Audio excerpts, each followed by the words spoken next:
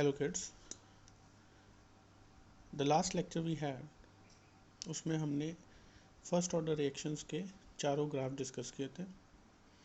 अभी हम करने जा रहे हैं, अगर वो रिएक्शन गैस फेस में हो रहा है तो उसका फर्स्ट ऑर्डर रिएक्शन कैसे लिखेंगे, उसके रेट इक्वेशन कैसे लिखा जाएगा, तो उसके बारे में हम डिस्कस करेंगे। ठीक है, तो टॉपिक है first order reaction in gas phase, उसका रेट देखना है। तो let's say A gives B and C सब गैस फेस में है। ठीक है, so P I will be the initial pressure of A, Pt will be the pressure at time t। ठीक है, अब देखिए अगर initial pressure at time zero time पे इतना जीरो एटमॉस्फेयर इधर होगा, जीरो एटमॉस्फेयर प्रेशर सी में होगा, but at time T P I minus that it से एक्स जो है इतना प्रेशर कम हुआ किससे, इनिशियल प्रेशर से एट टाइम टी से। सो पी आई माइनस एक्स, इधर दोनों साइड क्या कितना कितना बढ़ गया, x atmosphere and x atmospheric pressure दोनों साइड बढ़ गया, राइट। सो अभी देखिए, सो अगर हम टोटल प्रेशर की बात करें, सो टोटल प्रेशर कैसे होगा, P A plus P B plus P C, ये हमें पता है, पी टोटल। ठीक है, टोटल प्रेशर में भी तीनों को ऐड कर दो तो टोटल प्रेशर आ जाएगा। ठीक है, अब ज़रा देखिए इसमें अगर मैं पी ए की value P I minus x डाल दूँ, जो हमने पीछे अभी ड्राइव किया, सॉरी अभी बताया है, तो उससे हमें काफ़ी कुछ पता लग जाएगा। सबकी वैल्यू हम डालेंगे। सो पी ए हमारा हो गया P I minus X, P B हो गया अपना एक्स एंड पी सी हो गया अपना एक्स। तो तीनों की वैल्यू इसमें डालिए, तो P I minus x plus x x, ये हो गया पी आई प्लस एक्स। ठीक है, इक्वेट करने के बाद अपने पास ये आ गया। तो इसके बाद हमने अगर इसको देखा तो डेट वाज पी आई को अगर हम उधर ले गए तो एक्स की वैल्यू कितनी आई, P T minus P x.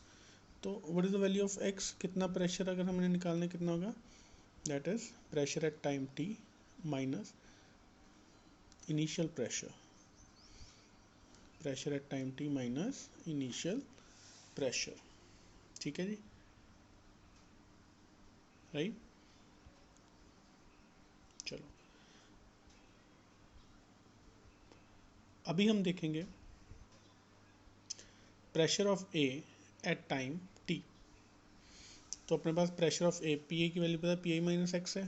So P I minus X की वैल्यू डालिए इसमें, P T minus P I. So दोनों इसको इक्वेट कीजिए, ये अपना आ गया two P I minus P T.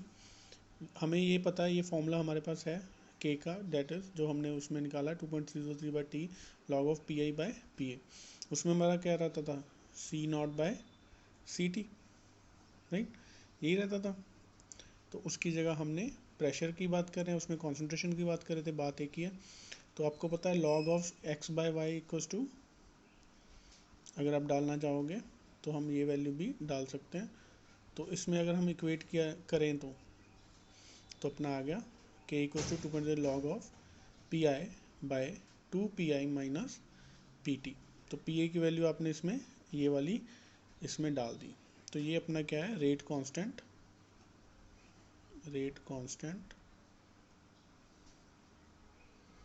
For first order reaction. ठीक है जी, एट गैसियस फेस।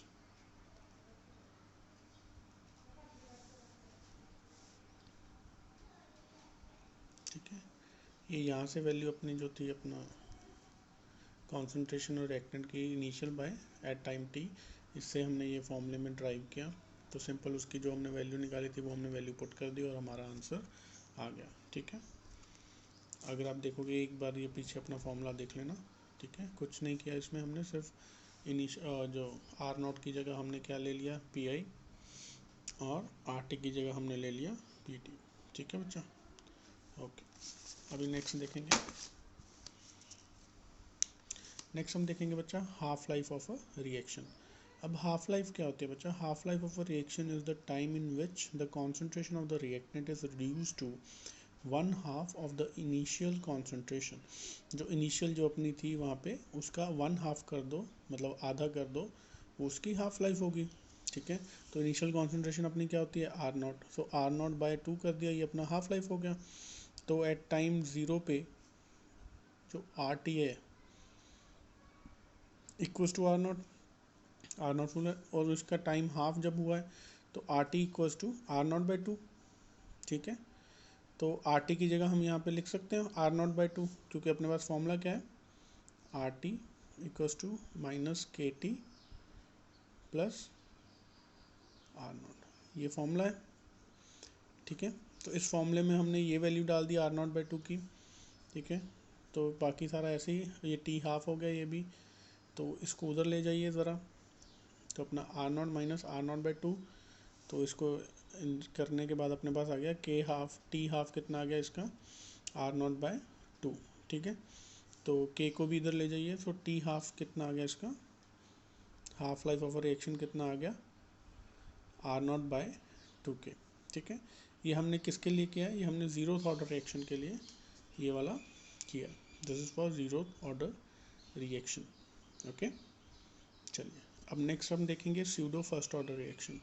अब स्यूडो फर्स्ट ऑर्डर रिएक्शंस क्या होते हैं बच्चे, कई बार कुछ रिएक्शंस जो होते हैं वो अपीयर होते हैं to be first order reaction, but वो एक्चुअल में होते नहीं हैं। ठीक है, दे अपीयर्स टू बी, वो ऐसे लगते हैं कि वो फर्स्ट ऑर्डर है।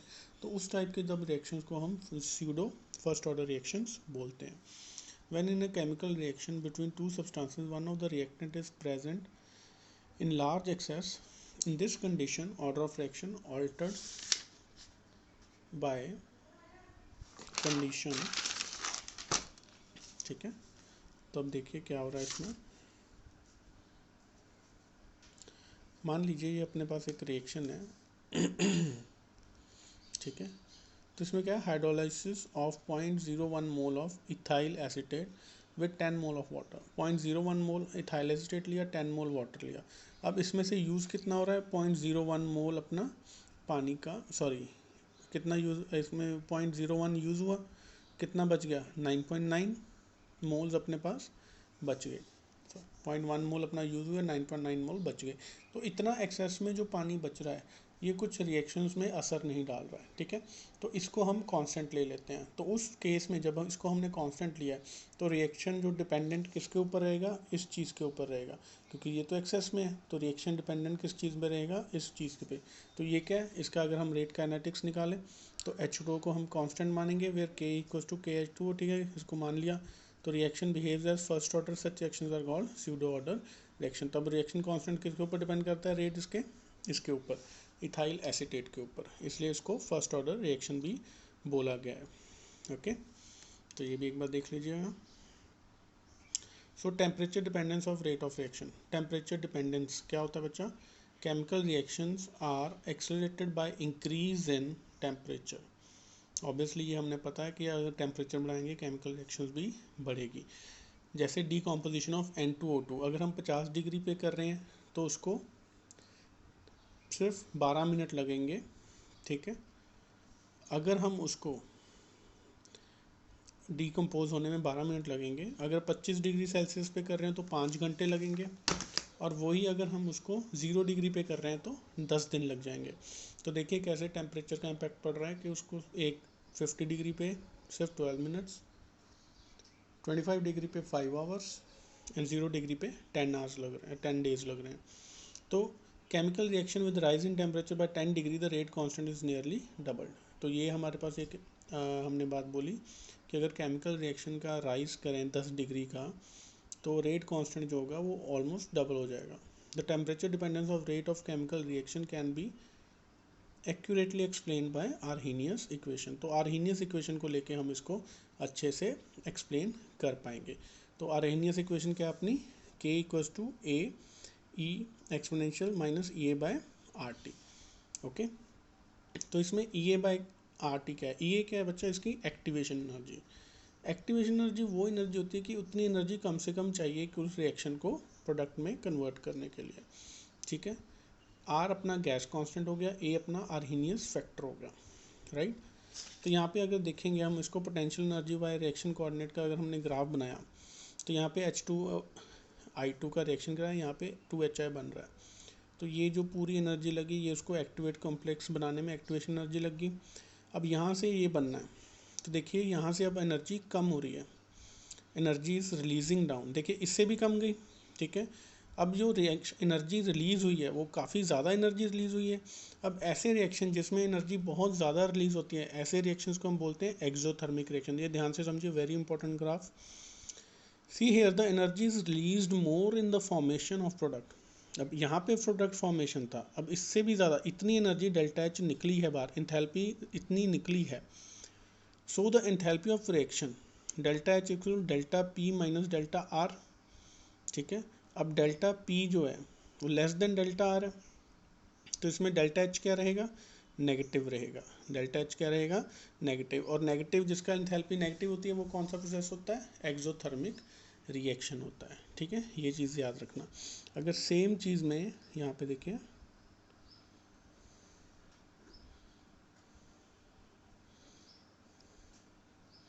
यहाँ पे हो जाता, ठीक है, तो ये अपनी एक्टिवेशन एनर्जी देगी, यहाँ पे ये प्रोडक्ट फॉर्मेशन होगा, यहाँ पे ये अपना वो है रिएक्टेंट है। तो प्रोडक्ट और इसमें जो डेल्टा एच का गैप रहेगा वो पॉजिटिव रहेगा। अब इसमें एनर्जी कम रिलीज हुई है, ठीक है, ओके। जो एनर्जी कम रिलीज हुई है इसमें ज़्यादा रिलीज हुई है, तो इसको अगर हम इक्वेशन में डालेंगे तो इसका डेल्टा एच क्या आएगा, पॉजिटिव। तो ये कौन सा रिएक्शन की एग्जांपल दे दी मैंने, एंडोथर्मिक रिएक्शन। ये कौन सा रिएक्शन है, एक्सोथर्मिक रिएक्शन, ठीक है। और इस अबव ग्राफ को हम ऐसे भी एक्सप्लेन कर सकते हैं, H2I2, ये क्या, इन दोनों में बॉन्डेशन हुई, ये बाद में अपना अपना टूटा। The energy required to form this intermediate call activated energy. अब ये इतना इंटरमीडिएट बनने में ये जो एक्टिवेटेड एनर्जी इसमें लगी है, ठीक है, उसके बाद तो वो अपना प्रोडक्ट बन ही गया, ओके।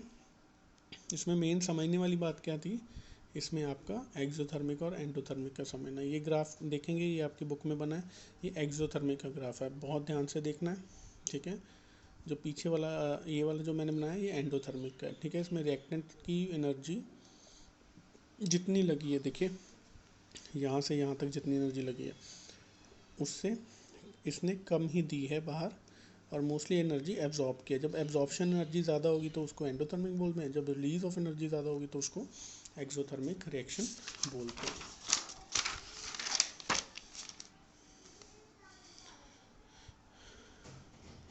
ठीक है। तो ये भी सेम तरह का ही हमने आर्हीनियस इक्वेशन को रिलेशन बताया टेम्परेचर और रेट कांस्टेंट का, ठीक है। तो हमने क्या किया बच्चा, दोनों साइड नेचुरल लॉग लिया, ln of K equal to ln of A E minus E A by R T, ठीक है।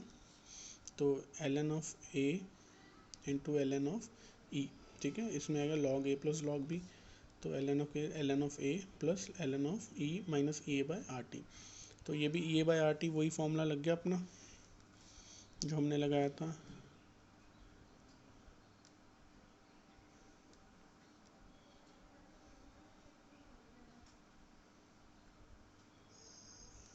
तो ln of X to the power X, simple से बता दूंगा वो किसके इक्वल होता है, एक्स के इक्वल होता है। सो ln ऑफ ई की power minus E A by R T, तो ये किसके बराबर हो गया, E A by R T के, ठीक है। So ln of A plus E A by R T, दोनों साइड इसको बेस 10 में कन्वर्ट कीजिए, तो अपने पास जो आया A minus E A by R T, ठीक है। इसको माइनस लगाना मत भूलिएगा, राइट। तो log of 10 base K equals to log 10 A minus E A by 2.303 R T, दोनों साइड में हमने 2.303 कॉमन ले लिया, तो इसके नीचे ए आ गया। So rate depend on temperature, we take two conditions T1, ठीक है, K2 T2 और K2। हमने बोला कि T1 is less than T2, so K1 भी किसके लेस होगा, K2 के। तो इसमें हमने इक्वेशन में पुट किया ln K1 equals to ln of A minus E A by R T one, ln of K2 equals to ln of A minus E A by R T two, ठीक है। तो इन सबको हमने minus किया, ln cut गया, ठीक है। ln of K2 minus ln of K1 equals to minus E A by R T two minus and minus E A by R T one, ठीक है। इसको प्लस में करिए, ये आपस में हो जाएगा, तो इसमें अपना K2 बाई K1, तो x minus B log X minus log X by B. तो ये अपना फॉर्मूला लग गया, यहाँ पे ए बाय आर हमने बाहर ले लिया कॉमन, सो 1/T1 माइनस 1/T2 आ गया, ठीक है। तो इसमें देखिएगा ज़रा, समझ में आया बच्चों? हाँ जी। तो हमने इस कैल्शियम लिया T1 T2 है, T2 माइनस T1 आ गया। तो log of K2 by K1 equals to A by 2.303 R T2 minus T1 by T1 T2। ये ध्यान से सुनिए, ये इम्पोर्टेंट है। इसमें हमने जब log बेस में ले लिया, 10 बेस में ले लिया, तो सबको 2.3 से मल्टीप्लाई करना था, तो उसको हमने बाद में डिवाइड करके वही चीज़ जो हमने पीछे की है, इसीलिए इसके नीचे 2.303 आ गया। ठीक है, बाकी सारा सेम है, कुछ नहीं है। तो ये जो वैल्यूज़ आई हैं, ये दो, ये हमने किस में बताया? Arrhenius equation, relation between temperature and rate constant. ठीक है, सिंपल डेरिवेशन है, ज़्यादा इसमें इतना कुछ पूछा नहीं जाता, बट ठीक है, इसके ऊपर न्यूमेरिकल्स आते हैं, जो न्यूमेरिकल्स हम डिस्कस करेंगे आगे। ठीक है, तो ये हमने आर्हेनियस इक्वेशन का ग्राफ भी बनाया यहाँ पे, ln ऑफ k 1/t करके।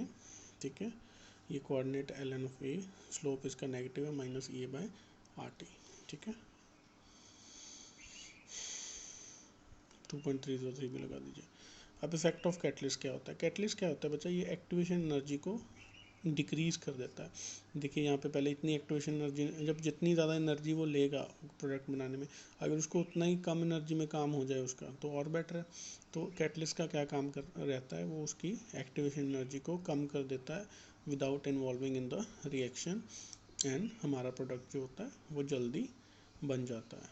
ठीक है, तो एक बार आप बुक से रीड कर लीजिए, इसके मैं न्यूमेरिकल्स आपको कल करवाऊँगा। बाकी एक बार ये इक्वेशन देख लीजिए, किसी में प्रॉब्लम है तो पूछ लेना। Thank you.